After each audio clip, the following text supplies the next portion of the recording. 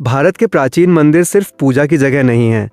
इन मंदिरों की दीवारों में ऐसी कहानियाँ, वास्तुकला और रहस्य छिपे हैं जिन पर आज भी सवाल उठते हैं। कहीं हजारों साल पुरानी इंजीनियरिंग है, कहीं ऐसी परंपराएं हैं जिनका रहस्य आज तक पूरी तरह समझा नहीं गया, और कहीं सवाल सिर्फ एक है, आखिर हमारे पूर्वजों ने ये सब बनाया कैसे। आज जानिए भारत के 7 प्राचीन मंदिरों के ऐसे रहस्य जो आज भी लोगों को हैरान करते हैं। 1. कोणार्क सूर्य मंदिर, पत्थर की घड़ी का रहस्य। ओडिशा का कोणार्क सूर्य मंदिर एक विशाल पत्थर के रथ के रूप में बनाया गया था। इस रथ के पहियों में बेहद जटिल नक्काशी है। कहा जाता है कि इन पहियों को सूर्य की स्थिति के आधार पर समय समझने के लिए इस्तेमाल किया जा सकता था।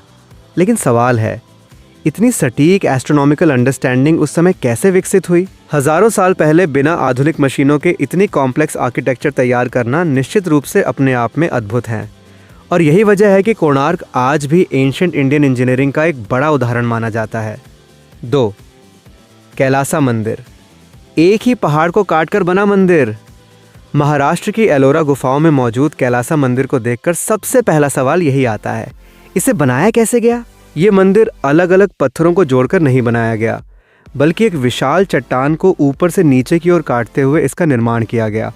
यानी आर्किटेक्ट्स को पहले से पता होना था कि चट्टान के अंदर कितना मटेरियल हटाना है। एक छोटी सी गलती और पूरी स्ट्रक्चर को नुकसान पहुंच सकता था। आज भी ये सवाल फैसिनेटिंग है कि उस दौर के इंजीनियर्स ने इतनी विशाल रॉक कट आर्किटेक्चर की प्लानिंग और एग्जीक्यूशन किस स्तर की प्रिसीजन से की होगी। 3. जगन्नाथ मंदिर, झंडा हमेशा हवा के विपरीत क्यों दिखाई देता है? पुरी के जगन्नाथ मंदिर से जुड़ी कई लोकप्रिय मान्यताएं हैं। उनमें से एक दावा है कि मंदिर के ऊपर लगा ध्वज अक्सर हवा की दिशा के विपरीत दिखाई देता है। इसके अलावा मंदिर की वास्तुकला और समुद्र के बेहद करीब होने के कारण यहाँ हवा के पैटर्न को लेकर भी लोगों की क्यूरियोसिटी रहती है। लेकिन यहाँ एक बात समझना जरूरी है, हर असामान्य दिखाई देने वाली घटना का मतलब सुपर नेचुरल होना नहीं है। Local wind flow, building geometry और एटमॉस्फेरिक कंडीशंस कई बार ऐसे इफेक्ट्स पैदा कर सकते हैं। फिर भी इस मंदिर की हजारों साल पुरानी इंजीनियरिंग और उससे जुड़ी परंपराएं आज भी बेहद फैसिनेटिंग हैं। 4. बृहदीश्वर मंदिर, इतना विशाल पत्थर ऊपर पहुंचा कैसे? तमिलनाडु का बृहदीश्वर मंदिर चोल साम्राज्य की इनक्रेडिबल इंजीनियरिंग का उदाहरण है। इसका विशाल विमाना दूर से ही दिखाई देता है। सबसे बड़ा सवाल है, इतने भारी पत्थरों को उस समय इतनी ऊंचाई तक पहुंचाया कैसे गया? आज हमारे पास क्रेन्स और मॉडर्न कंस्ट्रक्शन इक्विपमेंट हैं, लेकिन उस समय बिल्डर्स ने रैम्प्स, मैन पावर और मैकेनिकल प्रिंसिपल्स जैसी टेक्निक्स का इस्तेमाल किया होगा, ऐसा कई हिस्टोरियंस मानते हैं। फिर भी इतनी विशाल स्ट्रक्चर को प्लान और एग्जीक्यूट करना अपने आप में इंजीनियरिंग का मास्टरपीस है। 5. लेपाक्षी मंदिर, हवा में लटका हुआ स्तंभ। आंध्र प्रदेश के लेपाक्षी मंदिर में एक ऐसा स्तंभ है जिसके नीचे से कपड़ा या कागज निकालने का दावा किया जाता है। इसी वजह से इसे अक्सर हैंगिंग पिलर कहा जाता है। ऐसा लगता है कि स्तंभ जमीन को पूरी तरह टच नहीं कर रहा, लेकिन क्या ये सच में हवा में लटका हुआ है? असल में इंजीनियरिंग पर्सपेक्टिव से ये स्ट्रक्चर के लोड डिस्ट्रीब्यूशन और फाउंडेशन डिज़ाइन से जुड़ा हो सकता है। फिर भी सवाल यही है, सैकड़ों साल पहले आर्किटेक्ट्स ने ऐसी स्ट्रक्चरल टेक्निक्स कैसे विकसित की? यही इस मंदिर को इतना फैसिनेटिंग बनाता है। 6.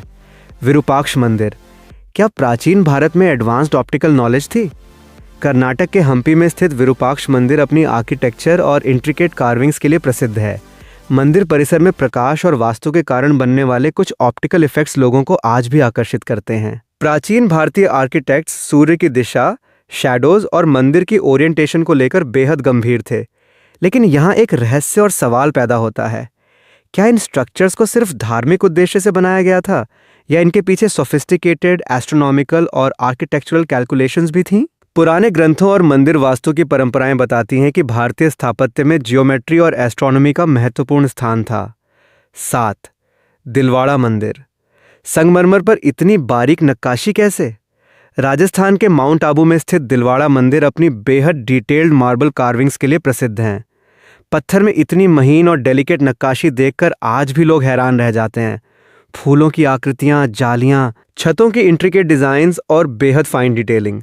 सवाल ये नहीं कि ये इम्पॉसिबल था, सवाल ये है, इतने सोफिस्टिकेटेड क्राफ्ट्समैनशिप तक पहुंचने के लिए उस समय आर्टिजन्स ने कितनी जनरेशन्स तक टेक्निक्स विकसित की होंगी? ये मंदिर हमें बताता है कि एंशिएंट इंडिया में क्राफ्ट्समैनशिप केवल कला नहीं, बल्कि नॉलेज, पेशेंस और इंजीनियरिंग का कॉम्बिनेशन था। तो क्या इन मंदिरों के पीछे कोई ऐसी टेक्नोलॉजी थी जिसे हम आज तक पूरी तरह समझ नहीं पाए, या फिर हमारे पूर्वजों की इंजीनियरिंग और क्राफ्ट्समैनशिप हमारी कल्पना से कहीं ज़्यादा एडवांस्ड थी? शायद इन रहस्यों का जवाब धीरे धीरे आर्कियोलॉजी और साइंस के जरिए सामने आएगा।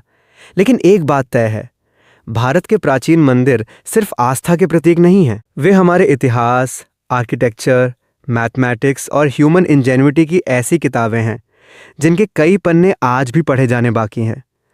अगर आपको ऐसे ही एंशिएंट इंडिया के रहस्य और अनएक्सप्लेन्ड मिस्ट्रीज पसंद हैं, तो द डिवाइन प्रतीक को सब्सक्राइब करना मत भूलना, क्योंकि अगली कहानी शायद इतिहास का एक और ऐसा रहस्य खोलेगी जिसके बारे में आपने कभी सोचा भी नहीं होगा।